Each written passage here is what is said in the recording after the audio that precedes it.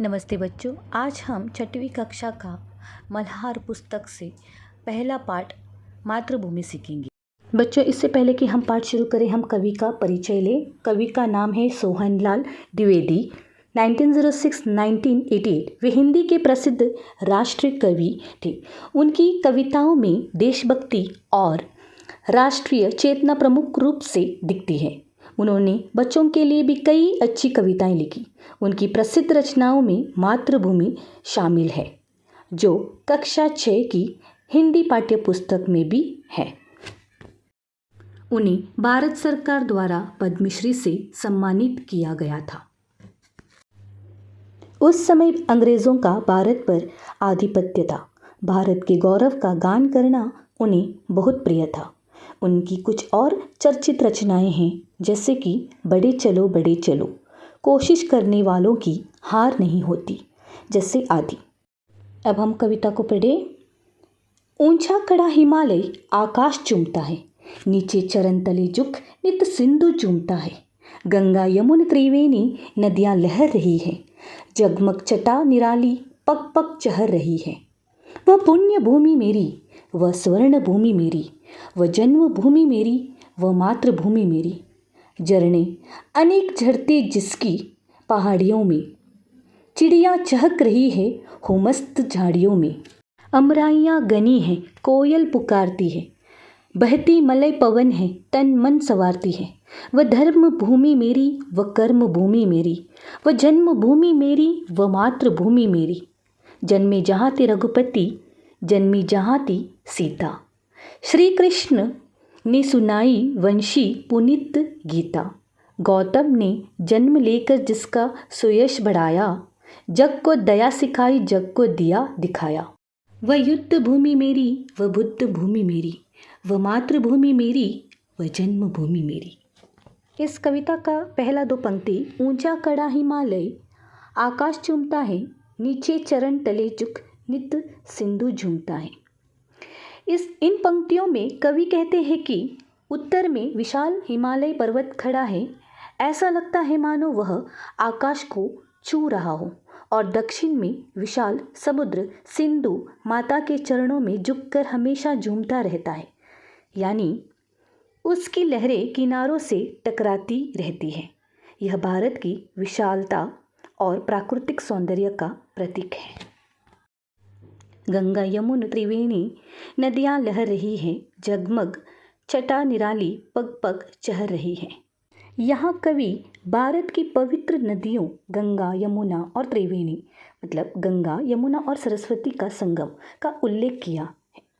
वे कहते हैं कि ये नदियाँ देश में लगातार बह रही हैं और अपनी सुंदरता से एक अद्भुत और अनोखी छटा बिखेर रही हैं। भारत की भूमि पर कदम कदम पर यह सुंदरता फैला रही है।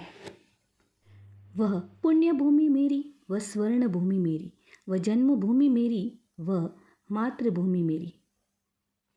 इन पंक्तियों में कवि अपनी मातृभूमि के प्रति गहरा प्रेम और सम्मान व्यक्त करते हैं। वे भारत को पुण्य भूमि कहते हैं क्योंकि यहाँ अनेक ऋषि मुनियों और महात्माओं ने जन्म लिया है। वे इसे स्वर्ण भूमि भी कहते हैं। सबसे बढ़कर यह उनकी जन्मभूमि और प्यारी मातृभूमि है। झरने अनेक झरते जिसकी पहाड़ियों में, चिड़िया चहक रही है हो मस्त झाड़ियों में। यहाँ कवि भारत की प्राकृतिक सौंदर्य का और चित्रण करते हैं। वे कहते हैं कि यहाँ की पहाड़ियों से अनेक झरने बहते हैं और झाड़ियों में मस्त होकर चिड़िया चहचहाती है। यह देश के प्राकृतिक वैभव और जीवंतता को दर्शाता है। अमराइयाँ गनी है, कोयल पुकारती है, बहती मलय पवन है, तन मन संवारती है। कवि कहते हैं कि यहाँ आम के घने बाग है, जहाँ कोयल मधुर आवाज़ में कूकती है। दक्षिण से आने वाली शीतल और सुगंधित मलय पवन बहती है, मतलब ठंडी हवा, जो तन और मन को शांति और ताजगी प्रदान करती है। यह भारत की सुखद जलवायु और प्राकृतिक सुंदरता का वर्णन है। वह धर्म भूमि मेरी, वह कर्म भूमि मेरी, वह जन्मभूमि मेरी, वह मातृभूमि मेरी। इन पंक्तियों में कवि भारत को धर्मभूमि कहते हैं क्योंकि यहाँ विभिन्न धर्मों का उदय हुआ और उनका विकास हुआ। वे इसे कर्मभूमि भी कहते हैं जहाँ लोगों ने हमेशा कर्तव्य और कर्म को महत्व दिया है। अंत में वे फिर से दोहराते हैं कि यह उनकी जन्मभूमि है और प्यारी मातृभूमि है। जन्मे जहाँ थे रघुपति, जन्मी जहाँ थी सीता, श्री कृष्ण ने सुनाई वंशी पुनीत गीता। यहाँ कवि भारत के गौरवशाली इतिहास और सांस्कृतिक विरासत का उल्लेख करते हैं। वे कहते हैं कि इसी भूमि पर भगवान राम रघुपति का जन्म हुआ था और सीता जैसी महान नारी ने जन्म लिया था। इसी भूमि पर भगवान कृष्ण ने अपनी पवित्र वाणी से गीता का ज्ञान दिया था। गौतम ने जन्म लेकर जिसका सुयश बढ़ाया, जग को दया सिखाई, जग को दिया दिखाया। कवि कहते हैं कि गौतम बुद्ध ने इसी भारत भूमि पर जन्म लेकर इसका यश और गौरव बढ़ाया। उन्होंने पूरी दुनिया को दया और करुणा का पाठ पढ़ाया और सही मार्ग दिखाया। वह युद्ध भूमि मेरी, वह बुद्ध भूमि मेरी, वह मातृभूमि मेरी, वह जन्मभूमि मेरी।